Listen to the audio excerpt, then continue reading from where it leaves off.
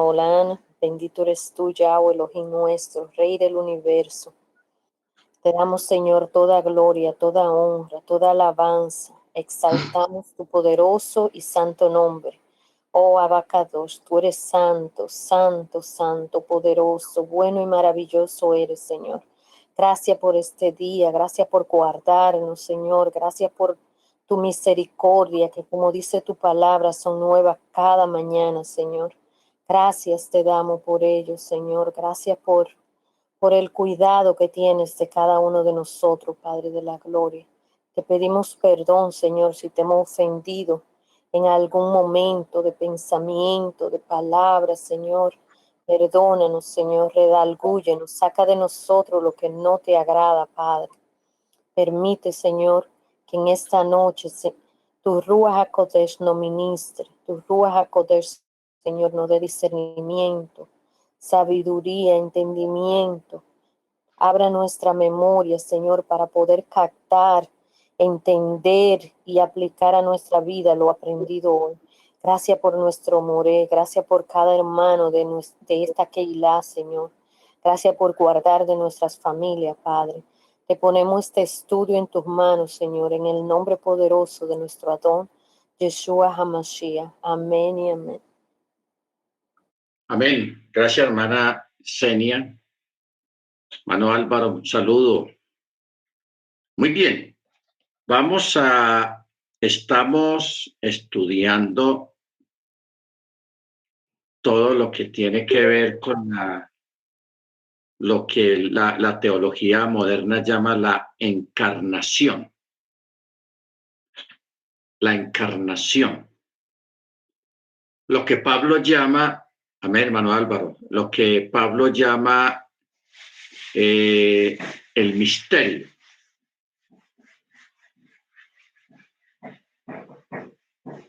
Lo que Pablo llama el misterio, que realmente es un misterio ya entendible para nosotros a través de la Escritura, pero para muchos todavía es un misterio difícil de descifrar por cuanto ya tienen una mente previamente programada. O sea, cuando uno llega a las raíces hebreas, hay que desaprender primero. Hay que desaprender primero para poder aprender lo que el Eterno realmente tiene en su Tanakh, en su palabra. Entonces, hay que desaprender. ¿Ok? O sea, desmontar los antiguos edificios intelectuales y teológicos para edificar juntamente con Pablo. ¿Ok? Porque nosotros todos somos coedificadores. Por eso Pablo mismo dice, yo sembré, Apolo regó, pero el crecimiento lo da el Eterno. Antes entendíamos que la palabra crecimiento se refería era a crecer en número de creyentes. No, el crecimiento espiritual, a eso es que está hablando Pablo. Yo sembré, Apolo regó, pero el crecimiento lo da el Eterno. ¿Ok? O sea, el uno siembra, el otro administra lo sembrado, y luego de ahí es que viene el crecimiento en la palabra, el crecimiento espiritual. ¿Ok? El lunes estuvimos viendo varios textos muy interesantes en el sentido de que el Eterno o el agiógrafo, el escritor sagrado, cuando habla en asuntos de Yeshua y del Eterno, siempre habla con la preposición en, la palabra en, esa expresión.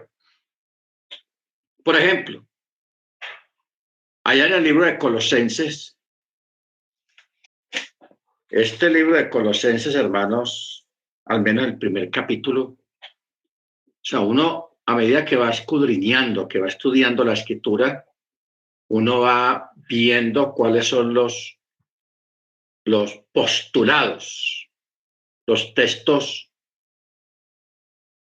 principales, profundos, que debemos de estudiar detenidamente. Uno de esos es Evangelio de Juan capítulo 1. El Evangelio de Juan capítulo 1, ese texto es muy profundo porque es una repetición de Génesis capítulo 1 también, porque comienzan casi igual. ¿Ok? Baruch Hashem. Y luego está esta porción aquí en la epístola a la congregación de Colosenses, capítulo 1 en el verso 15. Esta porción del 15 al 17 es muy, muy, muy profunda y vale la pena sacarle tiempo y extraer palabra por palabra de lo que está aquí, en especial en el texto hebreo, porque en el texto hebreo lo vierte mejor, porque lo que usted tiene en su mano en este momento en la Biblia es una copia, o una copia no, es una traducción. Y los agiógrafos traducen de acuerdo a cómo pueden, a cómo entienden, etcétera, etcétera. Entonces, a veces hay errores de traducción y cuando hay un error de traducción, pues eso conlleva a llevarnos por otro camino muy diferente y alejarnos de lo que realmente el Eterno quería decir o el agiógrafo quería decir. Entonces, esta porción dice, verso 15, Colosenses 1:15, Él, porque todo este capítulo o al principio antes de ahí está hablando de Yeshua. Oh, entonces en el verso 15 está diciendo Él, o sea, Yeshua, Él es la imagen del Elohim invisible. Primigenio, yo sé que en la mayoría de las Biblias pusieron primogénito, pero en el original no dice primogénito, sino primigenio. Primogenio de toda la creación. ¿Qué quiere decir eso de primigenio de toda la creación? En nuestra cultura, un primogénito es el primer hijo o es el primero en algo, etcétera, etcétera. Pero cuando se refiere a la esencia de la divinidad de Yeshua, se está refiriendo a algo más profundo, algo más importante. ¿Ok? ¿Por qué? Porque no olvidemos que antes de la fundación del mundo, antes de que el Eterno creara todas las cosas, ya le había creado el nombre del Mesías, ¿ok?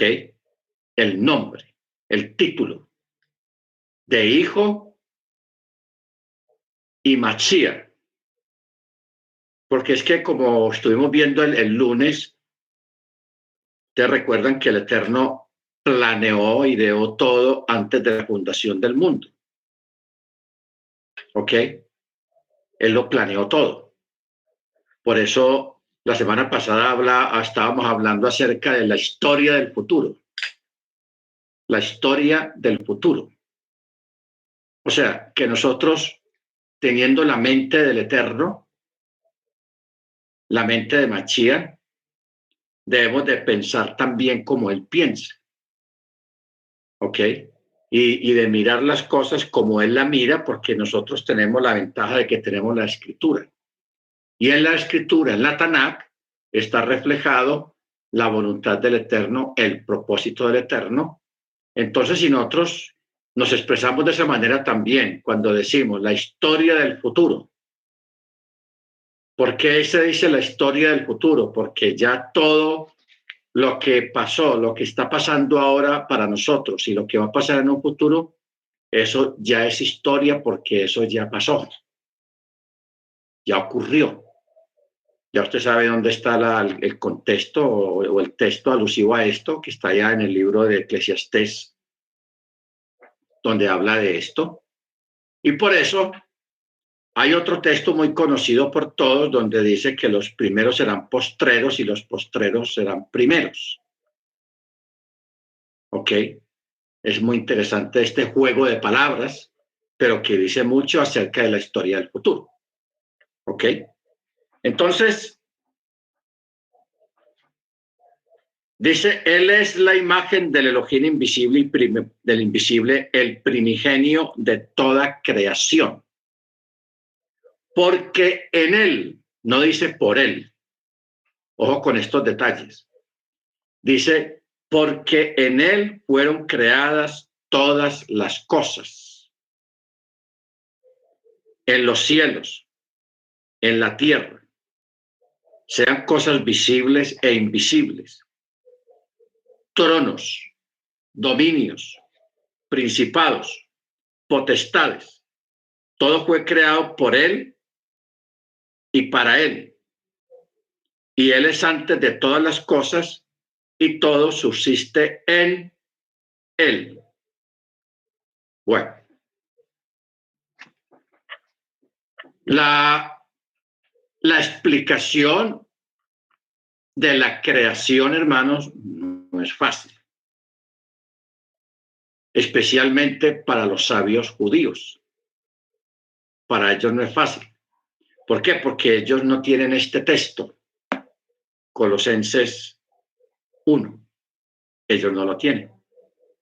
Acuérdense que los judíos ortodoxos, ellos solamente basan su estudio en el Antiguo Pacto, en el Antiguo Testamento. Ellos no leen el Antiguo Testamento, el Nuevo Testamento, ni lo creen, ni lo leen, etcétera, etcétera. Pero nosotros sí lo tenemos y sí podemos entender cabalmente cómo fue la creación del universo. O sea, cómo fue creado todo, cuál fue el diseño, el sistema, la logística, todas esas cosas. Entonces, cuando el texto dice acá, porque en Él fueron creadas todas las cosas, hay que ir a las conclusiones rabínicas de los sabios también y en la misma escritura, cuando dice que no hay un lugar donde Dios no esté, porque Él está en todo lugar. ¿Ok? Y si Él está en todo lugar, no hay un lugar donde Él no esté. Porque si hubiera un lugar donde Él no esté, contradeciría el primer texto, la primera palabra, la primera expresión.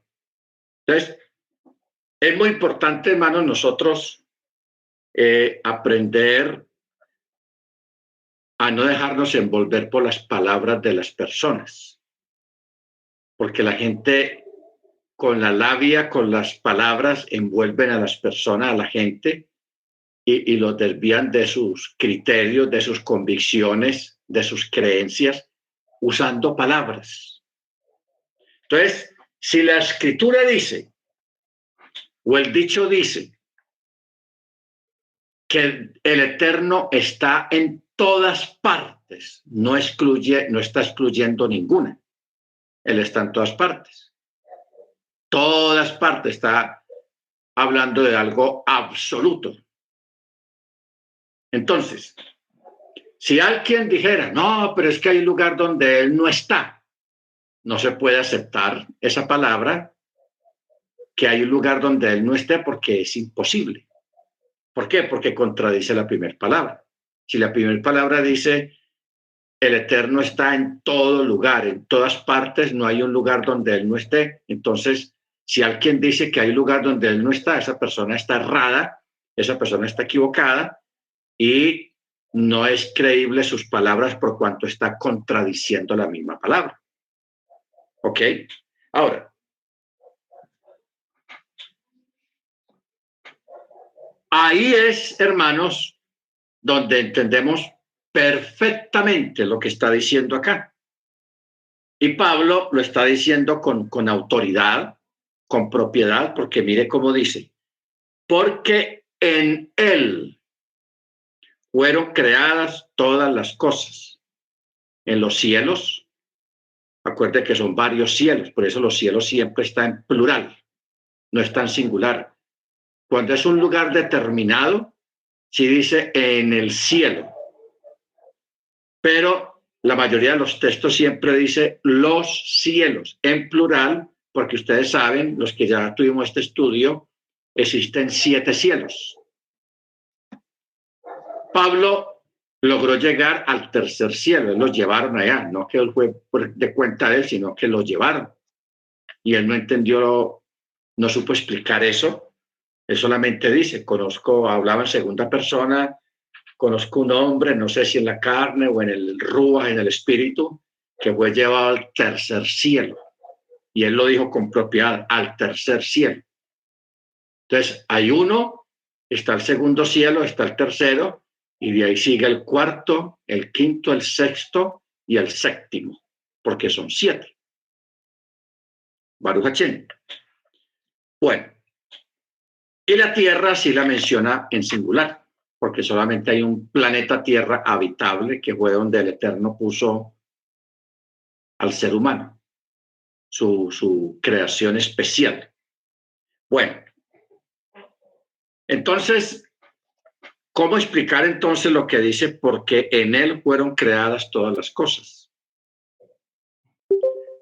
Si el Eterno está en todo lugar y no hay un lugar donde él no está, o sea que él ocupa todo el universo.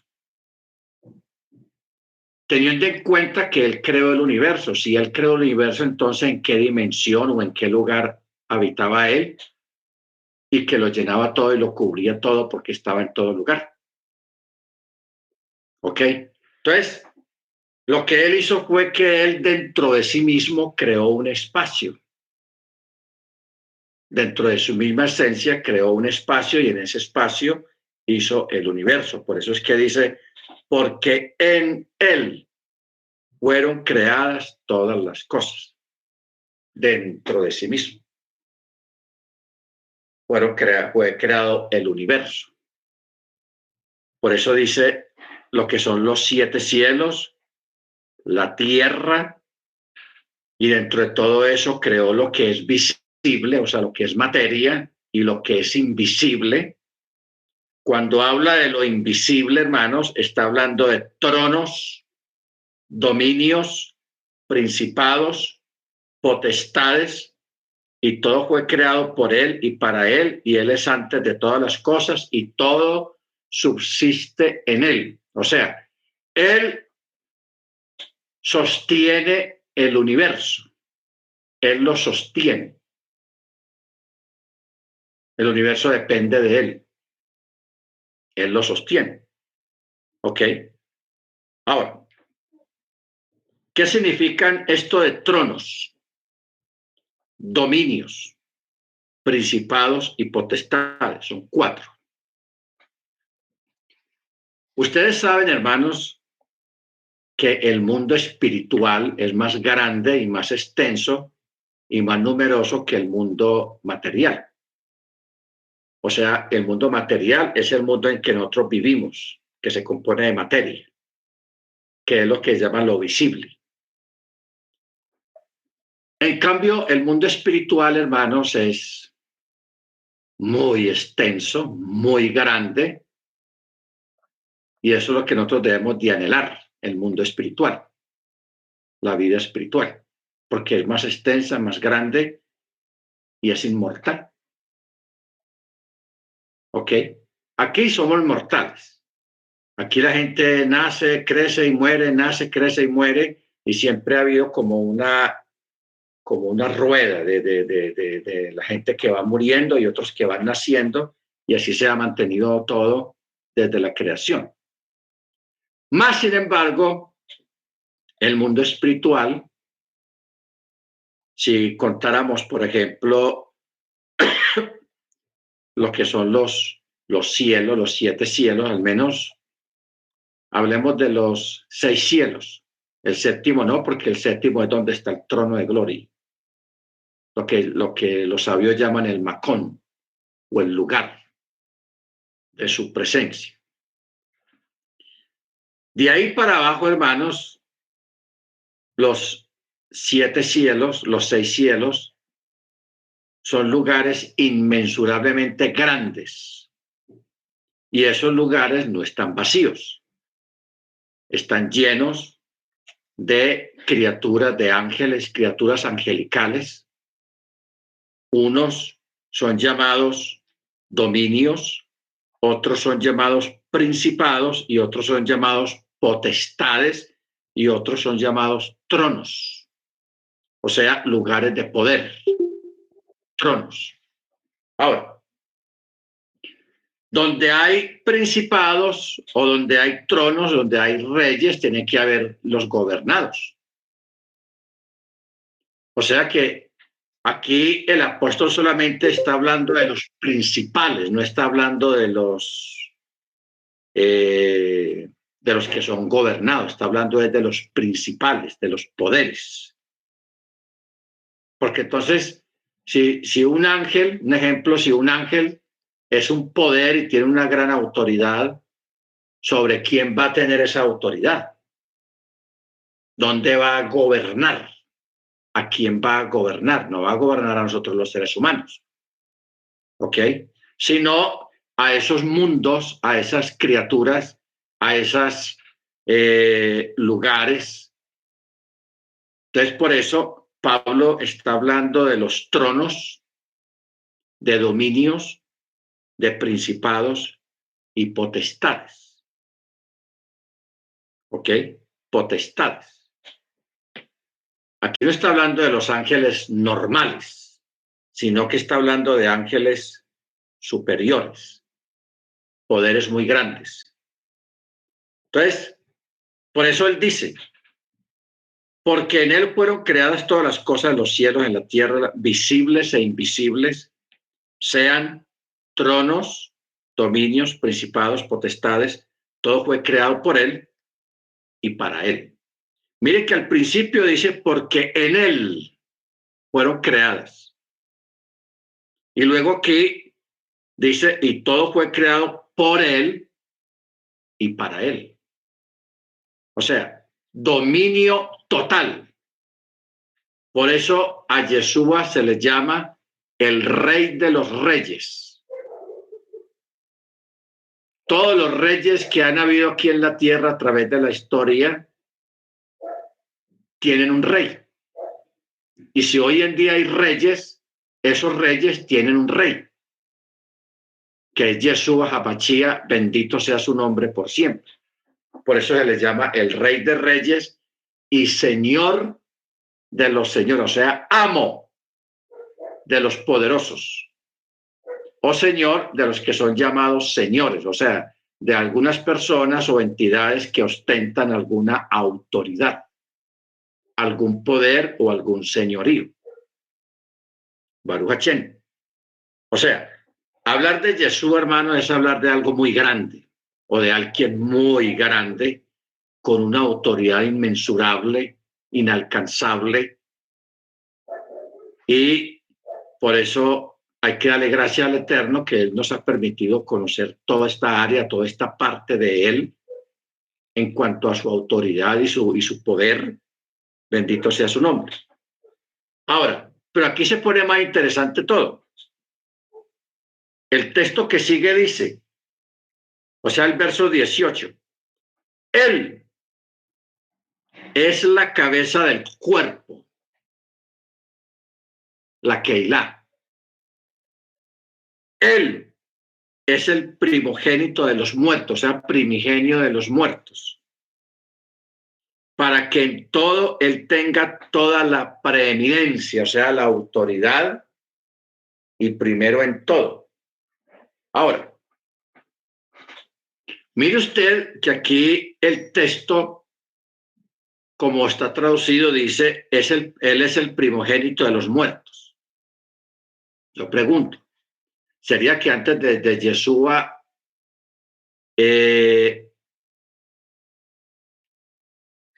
no había gente que hubiera resucitado antes de Él? Antes de Yeshua se hubo muchas resurrecciones. Primero los que Él resucitó. Luego tenemos muchos profetas que resucitaron. La hija de Jairo. Tenemos la hija de la viuda, el hijo de la viuda. Eso está ya en Reyes. Que el profeta lo resucitó, que se puso sobre él y levantó al niño, al muchacho, al joven. Entonces, ¿en qué sentido quiere decir primigenio de entre los muertos. ¿Qué quiere decir eso de primigenio? O sea, como hemos estudiado, cuando una persona muere, no tiene control sobre sí mismo después de muerto.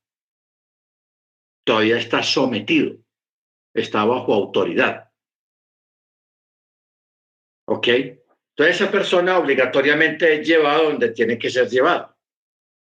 En cambio, con Yeshua no ocurrió así. Murió el cuerpo, sí,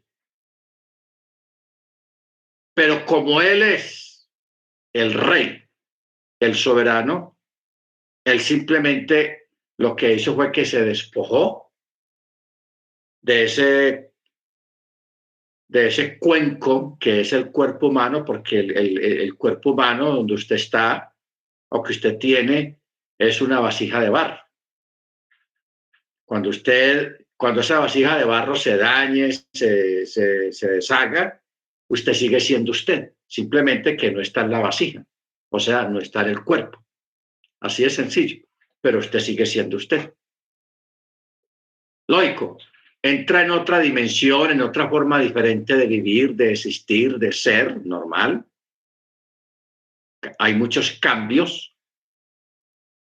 Uno de los cambios es la atemporalidad, o sea, allí no hay tiempo ni espacio. No hay tiempo ni espacio. Aquí, como nosotros vivimos, sí hay tiempo y espacio. El tiempo transcurre y usted está sometido a lo del sueño, al cansancio y una cosa y la otra. En cambio, allá no. Cuando entremos a ese estado, no existe eso del cansancio y hay mucho shalom, hay mucho descanso, hay mucha paz, una tranquilidad impresionante, mucha tranquilidad.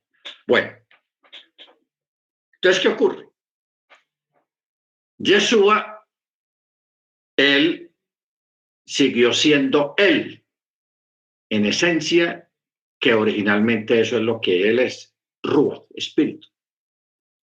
Pero él, cuando sale del cuerpo, él no se queda quieto, él no se pone a esperar que pasen los 3 días terrestres para resucitar y volver a aparecer con otro cuerpo. No, él tuvo mucho trabajo.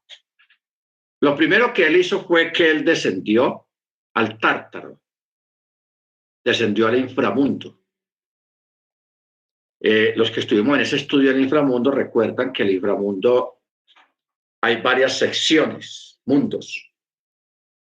Y hay un mundo específico que era donde estaban los antiluvianos, que ese texto ya lo leímos, que los antiluvianos fueron llevados, los que murieron en el diluvio, fueron llevados a un lugar aparte, a un lugar aparte de las otras personas que murieron después o que murieron antes de ellos. ¿Ok? Entonces, ellos fueron llevados allí de una forma particular porque ellos, el cielo les dio una oportunidad muy grande, les dio un tiempo muy largo, que fueron 120 años de plazo para que hicieran techubá y no lo hicieron. 120 años es mucho tiempo, casi toda una vida. Y no lo hicieron. Y también porque ellos habían entrado más bien en un sistema de maldad y de iniquidad muy atroz, muy diferente, muy fuera de su tiempo. O sea, la situación antiluviana, eso era terrible y espantoso. Entonces, por eso cuando ellos mueren, por causa del diluvio, ellos son llevados a un lugar diferente y están confinados allí.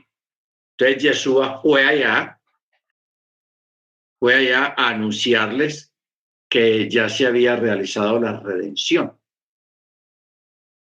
Después de ahí, va a otro lugar donde están los justos, o sea, los patriarcas, los justos que no están pasando mal, no están mal allá. Ellos no estaban mal. Estaban en un lugar que se les llama el paraíso. Tiene muchos nombres en la cultura israelita. Yeshua habló acerca de eso y él lo llamó el seno de Abraham, un lugar de descanso, un lugar dentro, o sea, ratificando que todas aquellas personas justas que estaban allí eran personas que venían de la fe de Abraham, porque Abraham fue el primero en la fe, en una fe diferente. Mire usted algo curioso, hermanos, que la gente no sabía. Que todas las personas a través de la historia que han muerto en diferentes tiempos, eras y circunstancias, no fueron puestos juntos en un mismo lugar. Unos aquí, los de tal era aquí y los de tal era acá. O sea, no están revueltos. ¿Ok? Porque los muertos por la fe, desde los patriarcas hasta la venida del Mesías, o sea, hay dos grupos en uno. El primer grupo fueron los de la fe antes de que fuera ratificada la Torá en el Sinaí. Estamos hablando de Abraham, de Isaac, de Jacob, de los 12 hijos de Jacob, de mucha gente que anduvo por fe. ¿Ok? Anduvo por fe. Luego de ahí viene el otro grupo, que son los de los post-Sinaí, o sea, los después del Sinaí, cuando fue dada la Torá oficialmente. Y ahí viene otro grupo también, que fueron los que murieron bajo la Torá, bajo la ley. ¿Ok? Entonces, todas esas personas que fueron fieles al Eterno, cuando morían, iban a ese lugar que se llama el seno de Abraham o el paraíso. O sea, la palabra seno de Abraham es un decir. O sea, son personas que están bajo la protección y el cobijo de los de la fe abrámica, de los de la fe de Abraham. ¿Qué quiere decir la fe de Abraham? Que Abraham creyó que él es uno solo, que el Eterno no es dos ni tres, sino uno solo. Por eso lo apodaron el híbrido, o sea, el hebreo. La palabra hebreo viene de ahí, de un apodo, porque eso fue un apodo que la generación que conoció a Abraham lo apodaron así. Ahí va el híbrido. ¿Qué quiere decir la palabra híbrido? El que piensa diferente. Quiere decir la palabra híbrido. El que cree diferente, piensa diferente. Por eso usted ahora que está en la fe de Yeshua, de la Torá, usted es una persona que en medio del conglomerado a su alrededor, de iglesias, de comunidades religiosas y todo eso, usted piensa diferente a ellos, aunque tiene la misma Biblia, pero usted piensa muy diferente a ellos. ¿Ok? Entonces ellos a usted le tienen un apodo. ¿Cuál es el apodo que nos tienen hoy en día? No, ese se volvió judío. Ese es el apodo y es un apodo. Así como el que le pusieron a Abraham, el híbrido, que de ahí realmente se quedaron con ese nombre, por eso se dice los hebreos. Otro apodo que tiene los creyentes en Torá son los israelitas. Los israelitas. ¿Por qué israelitas? Porque vienen con la fe de la descendencia de Israel, o sea, de Jacob. Porque a Jacob, usted sabe que inicialmente él se llamaba Jacob, pero el Eterno le cambió el nombre aquella noche y le dijo, ya no será más tu nombre Jacob, sino Israel. Israel. ¿Ok? Baruch Hashem. Entonces, toda esa gente estaba en un lugar, los justos del Antiguo Testamento, los que murieron guardando Torá, fieles a la Torá, estaban en un lugar aparte. Entonces tenemos ya dos lugares, los antidiluvianos, los que murieron en el diluvio, y tenemos a los de la fe de Abraham, llamémoslo así, los que están en el seno de Abraham. Bueno, Yeshua también va allá. ¿Qué hizo con ellos? Como ellos estaban bajo el dominio de la cobertura de la muerte, porque a Satán, que el Eterno lo reprenda, él trajo la muerte a través del pecado. Entonces ellos estaban todavía bajo esa cobertura en un lugar. Estaban bien, pero estaban bajo esa cobertura. Entonces él los saca de allí, a estos. Los saca de allí. Por eso dice, llevó cautiva la cautividad. Y de ahí en adelante, el texto dice, y dio dones a los hombres. Dones a los hombres. Está hablando de los creyentes que poco tiempo después, a través de las manifestaciones espirituales, recibieron dones. Porque en el antiguo pacto, la gente no tenía dones, tenían habilidades, habían profetas, no más, pero no existía lo que hoy en día existe en la congregación, en la Keilah, que ha sido enriquecida con los dones del Espíritu. Los dones del Espíritu, el don de la profecía, el don de apostolado, el don de maestro, el don de pastores, el don de discernimiento, el don de lenguas, el don de interpretación de lenguas, el don de echar fuera demonios, en fin, un montón de cosas, hermanos. O sea, ¿por qué Yeshua hizo eso? Porque cuando Yeshua estuvo aquí ejerciendo su ministerio, se desató una guerra. Te recuerdo las palabras que dijo Yeshua. Yo veía a Satán, que el Eterno reprenda, caer del cielo como un rayo. O sea, se desataron las fuerzas oscuras, se desataron los espíritus inmundos, porque vino Yeshua aquí a la tierra y les movió el piso. Les movió el piso. Entonces ellos dicen, uy, ¿qué pasó? Entonces, por eso, a partir de ahí vinieron, se desató una cacería, una actividad demoníaca a gran escala, que eso prevalece hasta el día de hoy. Prevalece todo eso. ¿Ok? Entonces, el Eterno, para que los creyentes pudieran sobrevivir en medio de tanta maldad, de tantas fuerzas oscuras, de tantas fuerzas espirituales, le dio dones a los creyentes. Todos ustedes, hermanos, tienen dones. El problema es que muchos de ustedes ni se han dado cuenta que los tienen, y los que saben algo que los tienen no saben cómo administrarlos.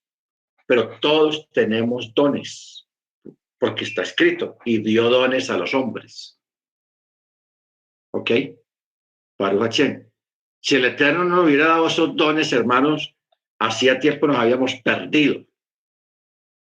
Porque la actividad demoníaca, la actividad espiritual oscura, es muy grande y muy extensa y muy fuerte. Y si el Eterno no hubiera dado el Ruach primeramente y los dones, de verdad, estaríamos muy mal. Muy mal. ¿Ok? Baruch Hashem. Entonces mire usted que Yeshua no estuvo quieto. Ya luego, cuando ya sí pasaron los 3 días, ya el primer día de la semana ya le correspondía ir a uno de los cielos donde está el templo celestial. Ustedes saben que hay 2 templos, o existían en aquella época 2 templos. El templo celestial y el templo terrenal, el que hizo Salomón. Ese templo fue construido de muestra del que está arriba. ¿A qué tenía que ir Yeshua allá? Yeshua tenía que ir allá porque en el templo también hay un lugar santísimo y hay un arca. Y él, como sumo sacerdote, según el orden de Melquisedec, no según el orden de Aarón, sino de Melquisedec, él fue a ofrecer la sangre del pacto eterno. Ojo, la sangre del pacto eterno. Hermano Ángel, hermano Freddy, a ver si nos ayudan a buscar ese texto, la sangre del pacto eterno, más o menos dice así. Él fue allá a ese templo con la sangre eterna, porque hay una sangre eterna, el pacto eterno, y la derramó ahí en el arca, dentro del que está dentro del lugar santísimo, porque ese templo todavía está allá. ¿Ok? Hebreos 13:20. Muy bien. Gracias, hermano. Hebreos 13:20.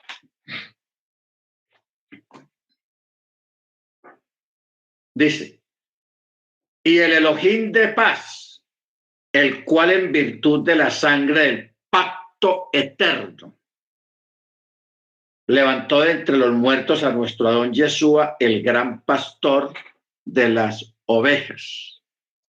O sea, que hay una mención de la sangre del pacto eterno. ¿Ok? Entonces, o sea, ustedes recuerdan, ustedes saben que por las venas de Yeshua corría una sangre muy diferente, una sangre muy especial, pero sí diferente a la sangre del resto de nosotros los seres humanos.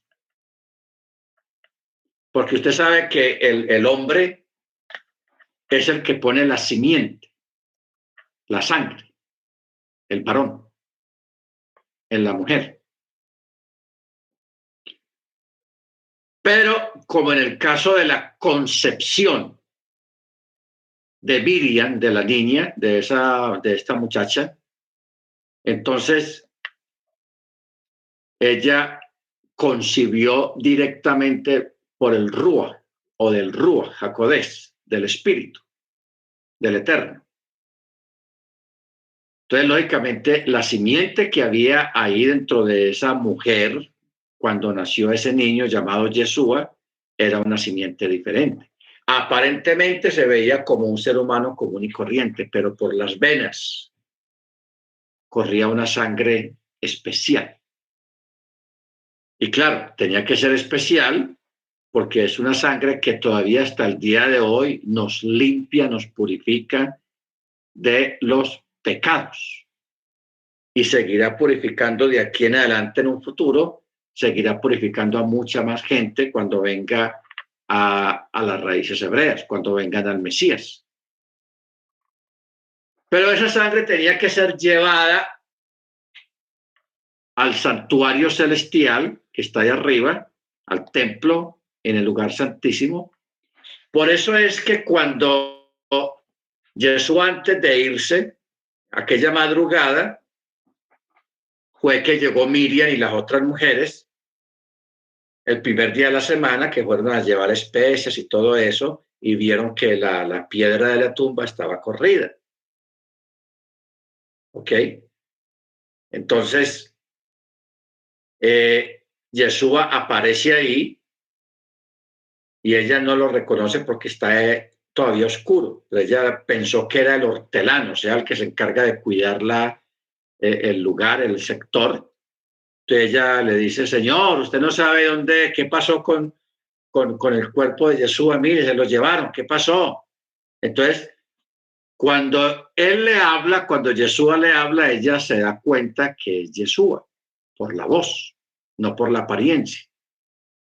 Entonces ella trata de tocarlo. Entonces Yeshua le dice, no me toques. No me toques porque todavía no he subido, o sea, yo todavía no había ido al templo arriba para ser glorificado. Ahora, el por qué Yeshua no se deja tocar de ella, siendo que es la mamá, mi hijo normal, porque ella lo había tocado y según la Torá, cuando una persona toca el cuerpo de un muerto, tiene que se considera impuro durante 7 días. Hay una impureza de 7 días, o sea que Miriam todavía en el momento, porque habían transcurrido apenas 3 días, ella todavía estaba en estado de tamé, en estado de impureza. Si ella lo hubiera llegado a tocar, hermanos, yo no sé qué hubiera pasado. Eso hubiera sido terrible. Una tragedia tenaz.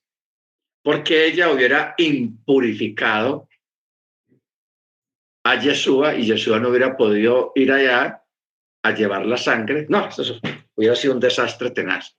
Por eso es que Yeshua le dijo, no me toques, porque aún no he subido. ¿Ok? Entonces, es bueno entender esta parte, el por qué le dijo, no me toques. O sea, uno piensa, hermanos, que Yeshua, que fue el que dio la Torá, porque él fue el que dio la Torá. Es muy bueno tener claro eso. Yeshua fue el que dio la Torá en el Sinaí. Cuando él viene aquí a la tierra, ¿qué él le dice él a los discípulos y a la gente? Si me amáis, guardad. Él nunca dice guarden los mandamientos, no, mis mandamientos. Si me amáis, guardad mis mandamientos. En esto conoceré que sois mis amigos si guardad mis mandamientos. Él siempre habla en término propio, personal, porque él fue el que dio los mandamientos. Y aparte de eso, él mismo es la Torá. El verbo se hizo carne y habitó entre nosotros. Por eso aquí siempre decimos, Yeshua es la Torá y la Torá es Yeshua. Porque en Hebreos cuando dice tocante al verbo de vida, está hablando de la Torá, porque la Torá es vida. ¿Ok? Para mucha gente que no entiende la Torá es muerte, pero para nosotros que entendemos la Torá, sabemos que la Torá es vida. Baruch Hashem, bendito su nombre. Entonces él, lo que yo siempre he analizado y me llama mucho la atención, hermanos, es de que él no tiene necesidad de guardar la Torá, porque él dio la Torá fue para el pueblo israelita, para que a través de la Torá el pueblo o los creyentes puedan acercarse a él, porque él mismo es la Torá. Entonces uno puede pensar, bueno, él no tenía necesidad de guardar la Torá, pues él es santo, él es perfecto en todo. Más sin embargo, para darnos ejemplo, mire, para darnos ejemplo, él hizo Tevilá. Para darnos ejemplo, guardó Shabbat. Para darnos ejemplo, celebró las fiestas. ¿Ok? Y para darnos ejemplo, en el caso de Miriam, él no se dejó tocar de ella. ¿Ok? ¿Por qué? Porque si él se deja tocar, ¿qué hubiera pasado en este tiempo? Habría gente desacreditando a Yeshua, desacreditando la Torá, porque la gente que sabe Torá sabe muy bien de que ella no lo podía tocar. Y si ella lo hubiera tocado, lo hubiera contaminado. ¿Se da cuenta? Hubiera habido una contaminación. Entonces, si aquí hay alguno que sabe lo que es una carrera que se llama instrumentación quirúrgica, los que saben de eso saben que la gente que se encarga de los instrumentos quirúrgicos en una mesa de operaciones o una sala de operaciones, eso es una cosa muy exigente, muy exigente. que cuando hay contaminación, y contaminación no es que entre un gallinazo, se entre un gato, se entre un perro a la sala de cirugía, no. Un error en el procedimiento y en el proceso de tratar los instrumentos quirúrgicos, un error pequeñito, hermanos, que es una bobada que nosotros diríamos, no, pues ¿qué va? Eso no tiene nada. Uno piensa así, pero ya eso contamina toda la sala de operaciones. ¿Ok? Bendito sea su nombre. Entonces, Yeshua, que dio la Torá, él sabe muy bien cómo funcionan las cosas y por qué debe de ser así de esa manera. ¿Ok? Porque él es el que dio la Torá. Bendito su nombre. Ahora, estamos hablando de esto, hermanos, en este aspecto, porque la Keilah, la congregación, o sea, los miembros de la congregación, que formamos parte de él, porque si él es la cabeza, como dice aquí, y él es la cabeza del cuerpo, la congregación, y él es el primogénito, el primigenio de los muertos, para que en todo él tenga toda la preeminencia. O sea, arriba de él no hay nadie, no hay nada. Cuando hablamos de arriba de él, estamos hablando de que haya alguien superior a él. No lo hay. Porque él es la cabeza. ¿Ok? Él es el Rosh, como se dice en hebreo. El jefe, el rey, el Adón, el Señor, el Todopoderoso, el Shaddai, el Eloi, etcétera, etcétera. Entonces, si nosotros formamos parte de su cuerpo y él es la cabeza del cuerpo, o sea que nosotros, por eso dijimos la semana pasada, un midrash, nosotros también estuvimos en la creación, cuando él estaba creando las cosas. Si nosotros somos el cuerpo, nosotros ya estábamos ahí. Y ahí tenemos ese texto que leímos esta semana, cuando dice que fuimos bendecidos en los lugares celestiales con Mashiach. No, nosotros no tenemos memoria de eso, pero si ya eso pasó, es lógico, porque si nosotros somos el cuerpo del Mesías, si ya habíamos sido preexistentes con él. ¿En qué sentido preexistentes con él y en él? En la mente del Eterno. O sea, nosotros ya existíamos desde antes de la fundación del mundo, ya estábamos aquí en él.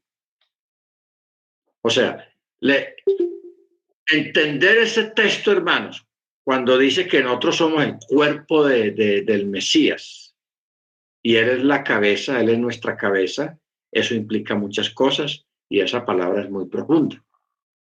Y ahí uno entiende unos textos ahí complicados que hay en la escritura, difíciles de entender, pero se entienden a la luz de otros textos, en este caso lo que estamos mirando. ¿Ok? Ahora, el verso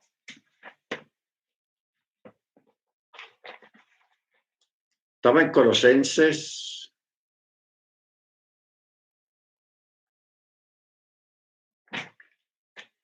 El verso 19. Por cuanto plugó que la plenitud de todo habitara, no dice por él, sino en él. Esta palabra plugó, 1:19, significa, es una palabra muy antigua que hoy en día casi no se utiliza, pero antiguamente se utilizaba mucho. Esa palabra refleja la soberanía del decreto divino. Eso es lo que quiere decir la palabra plugó. Le plugó, al Eterno le plugó. O sea, se plació. Él ordenó con agrado, no con desagrado, sino con agrado. Eso es lo que quiere decir la palabra plugó.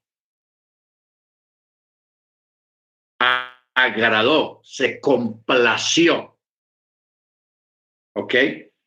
Entonces, a él le complació, le plugó que la plenitud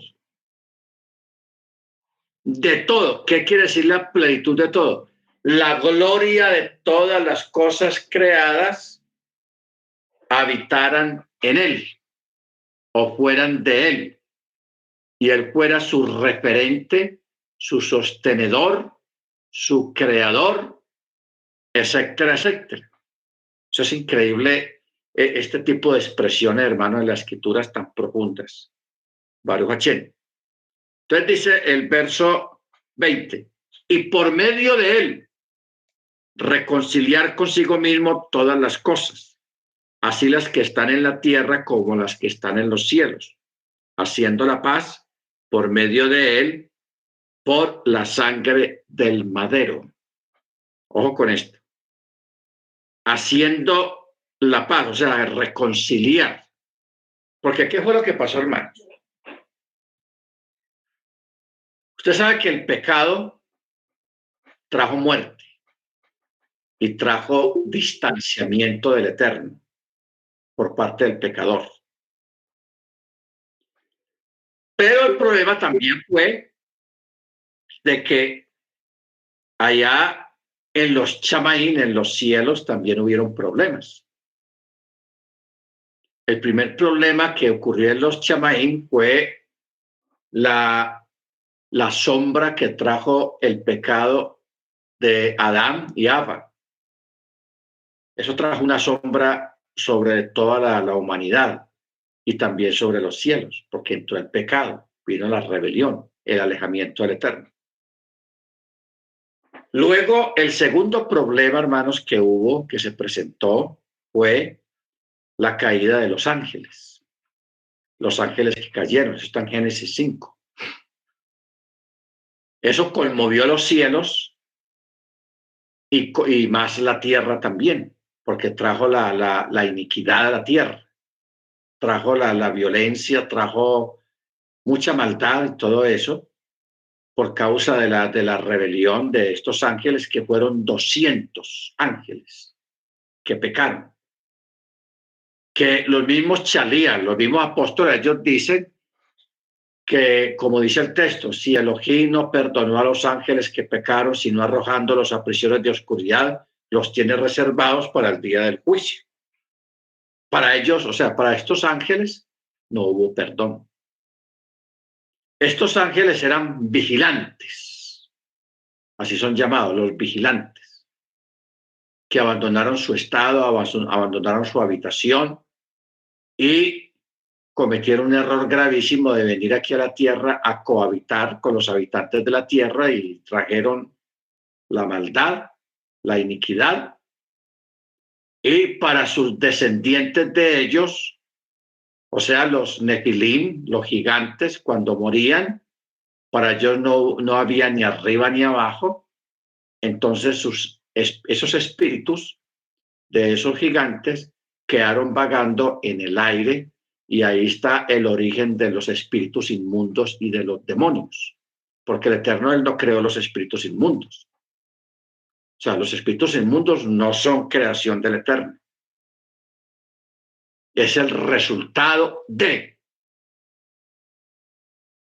este error que cometieron estos ángeles, que fueron 200, y ellos, el Eterno los tiene reservados en un lugar, pero sus descendientes sí quedaron acá, que son los espíritus inmundos, los demonios que pululan en el aire, que ellos en su debido momento también van a ser arrojados al lago que arde con fuego y azufre, porque para ellos no hay perdón tampoco. O sea, si para ellos no hubo entrada ni arriba ni abajo, o sea, no fueron al Seol, ni al Hades, ni los Ruach volvieron al Eterno como corresponde, se quedaron acá, en la tierra, condenados. Por eso ellos viven amargados, furiosos, rabiosos, y por eso se ensañan con la humanidad, con la creación del Eterno, tratando de desbaratarla, de destruirla, de que haga todo lo más feo, lo más malo que haya. Bendito el Eterno. Entonces, por eso hay tanta actividad demoníaca y espiritual en este tiempo, y siempre lo ha habido, pero fue por causa de eso. Por causa de eso. ¿Ok? Bendito sea su nombre. Entonces, el cielo fue conmovido y en parte contaminado, algunos de los cielos. Entonces, por eso es que el texto 20 dice, y por medio de él reconciliar consigo mismo todas las cosas. O sea, Yeshua lo que está haciendo es reordenando la casa, reordenando el universo, reordenando la creación, que eso lo llaman reconciliar todas las cosas. Por eso dice, así las que están en la tierra, como las que están en los cielos, haciendo el shalom, haciendo la paz por medio de él mismo y por la sangre del madero. O sea, los ángeles caídos, ellos no, para ellos no hay esperanza de reconciliación o de salvación. ¿Ok? La sangre que fue derramada en el madero es solamente para los descendientes de Adán, especialmente para la casa de Israel, el pueblo hebreo, el pueblo israelita. Si viene, quiere venir alguien de afuera, que no sea de ascendencia judía, y quiera hacer techubá, o quiera, no, techubá no, quiera buscar reconciliación con el Eterno, entonces el Eterno no lo rechaza, no lo rechaza. Por eso Yeshua dijo, el que a mí viene, yo no lo rechazo. ¿Ok? Él no lo va a rechazar. Pero esa sangre, hermano, fue única y exclusivamente para la descendencia de Adán, para el ser humano. El Eterno creó esa posibilidad, creó esa forma de que hubiera una reconciliación, una forma de volver al estado original de comunión con el Eterno. Y solamente se logra a través de la Torá y a través de la sangre del Mesías. O sea, la sangre del Mesías lo que hace es purificar. Primero vino el Eterno, creó la posibilidad a través de la sangre de los animales. Pero a través de la sangre de los animales lo que ocurría era que mitigaba y suavizaba la ira del Eterno sobre el pecador. Era para mitigar, para suavizar el disgusto del Eterno por el pecado. Pero a través de la sangre del Mesías no es para mitigar, sino para quitar de raíz el pecado. O sea, sacarlo de raíz. Entonces, a través de la sangre del Mesías ya no mitiga la ira del Eterno, sino que nos acerca automáticamente a Jesús. Por eso él dice que nosotros entramos al Padre a través del velo de su cuerpo. ¿Y cuál es el cuerpo del Mesías? ¿Quiénes son el cuerpo del Mesías? La congregación. Así de sencillo. El velo de su cuerpo, que es la misma congregación.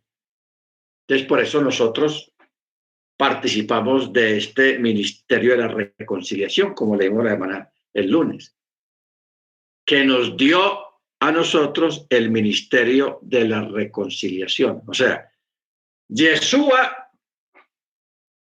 está reconciliando todo lo que tiene que ver ahí arriba en los cielos. ¿Ok? Y nosotros estamos participando también de la misma labor, del mismo trabajo entre los seres humanos.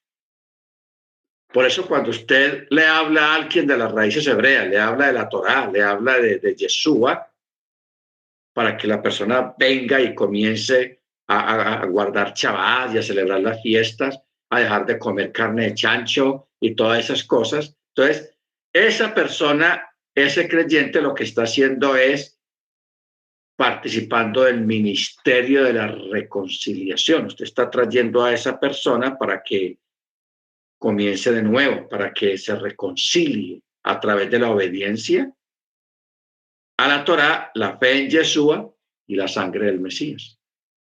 Amén. Baruch Hashem. Bueno, vamos a mirar en Isaías 35, 4.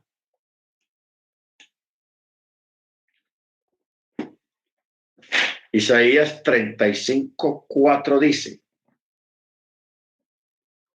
decid a los de corazón apocado, o sea, oscuro, triste, amargado, no temas. Esforzaos, no temáis. He aquí vuestro Elohim viene con retribución, o sea, con pago. Porque la venganza es de Elohim. Él mismo vendrá y os salvará. Mire esta palabra tan contundente. Aquí el Eterno está diciendo de que Él mismo va a venir. No que va a mandar a otro, Él mismo va a venir. ¿A qué va a venir? A salvarlos. Entonces, ¿en qué consiste, hermanos, la salvación? La salvación consiste en un proceso.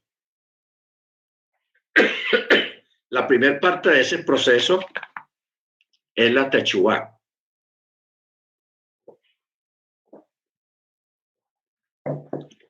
O sea, el retorno. Esa es la primera parte, techubá, retornar. Eso está reflejado en la parábola del hijo pródigo. El hijo pródigo hizo techubá, él regresó a la casa.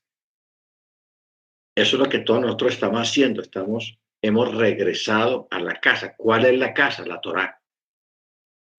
Esa es la casa. No es un edificio, un templo, no. Es la Torá. Y si la Torá es Yeshua, ¿a quién estamos retornando? A Yeshua. Bendito su nombre. Luego viene a través de guardar la Torá, guardar los mandamientos y la guía del mismo Yeshua a través del Ruach HaKodesh, del Espíritu Santo, es que nosotros venimos a tener el pleno conocimiento real de las cosas, de dónde venimos, dónde estamos y para dónde vamos. ¿Ok? En este caso, este texto dice que el mismo Yahweh va a venir y nos va a salvar. ¿De qué manera nos va a salvar? Cuando él usó la figura de hijo, porque él vino en figura y en forma de hijo. Pablo también dice, vino en forma de siervo y de esclavo. Muchas palabras. Entonces, él mismo vino, eso dice Juan 1:1. En el principio el verbo y el verbo era con Dios y el verbo era Dios, Yahweh. O sea, el verbo estaba en la esencia, porque el Eterno, antes de crear los cielos y la tierra y toda la creación, él tenía sus pensamientos, sus ideas, su ser, su esencia en sí mismo. No la expresaba hacia nada porque no había creado nada todavía. Entonces, por eso él creó la dabar, la expresión, la palabra. Y a través de esa palabra, que está reflejada a través del Mesías, fue que él hizo todo lo que nosotros conocemos y lo que no conocemos. O sea, lo visible y lo invisible. Pero todo lo hizo a través de la Torá, a través de la palabra, a través del verbo. Bendito sea su nombre. Isaías 52. Vamos a mirar este texto. Isaías 52, verso 8.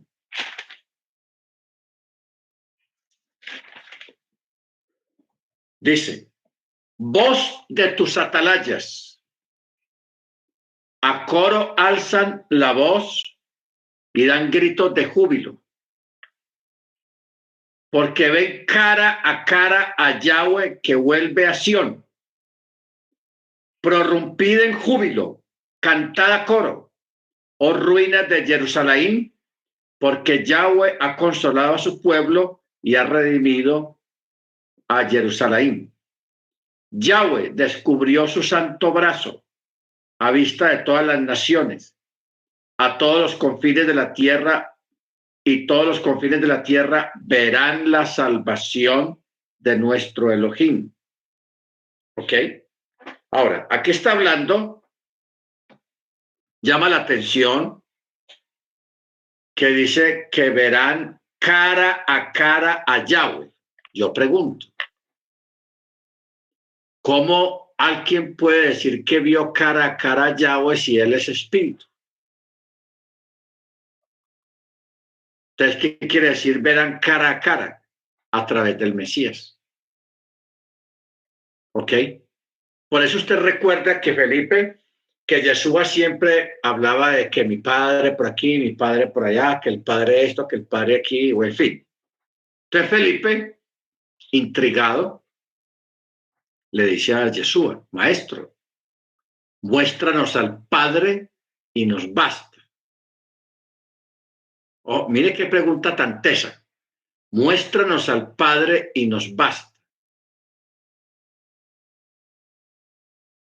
Si a mí me hacen esa pregunta, yo me meto en problemas, porque es una pregunta complicada. Pero para Yeshua no fue complicada. ¿Qué respondió Yeshua? ¿Cuánto tiempo hace que estoy con vosotros y no me has conocido? El que me ha visto a mí, ha visto al Padre, porque yo soy en el Padre y el Padre en mí. Cumpliéndose lo que dice acá. Porque ven cara a Yahweh que vuelve a Sión, o sea, a Jerusalén,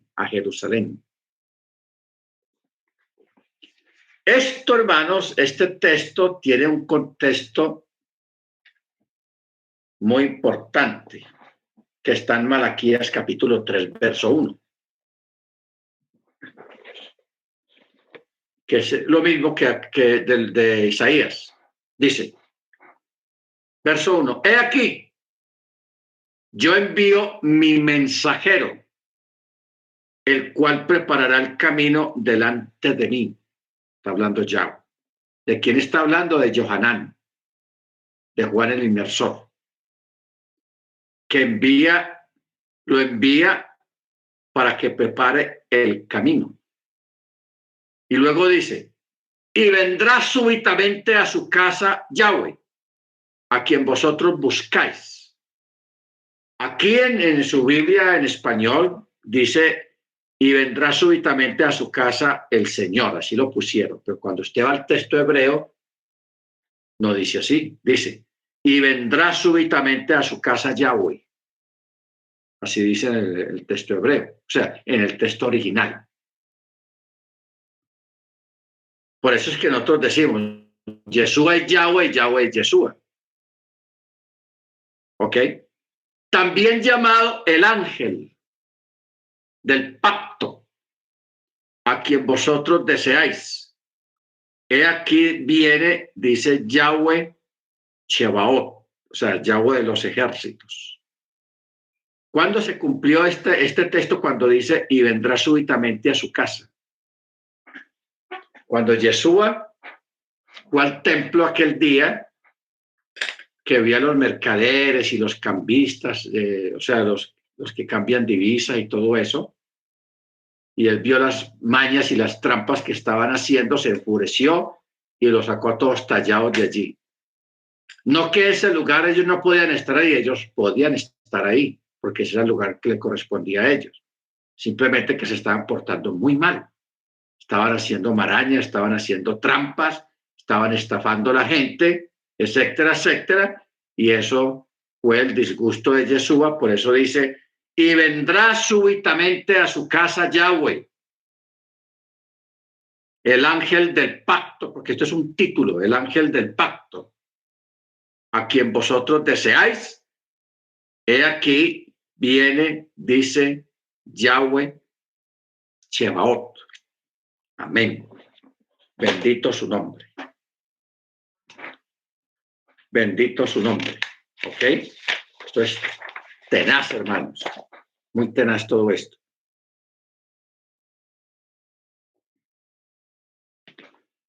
Vamos a mirar el último texto que está en 2 Corintios capítulo 4. Corintios 4:4.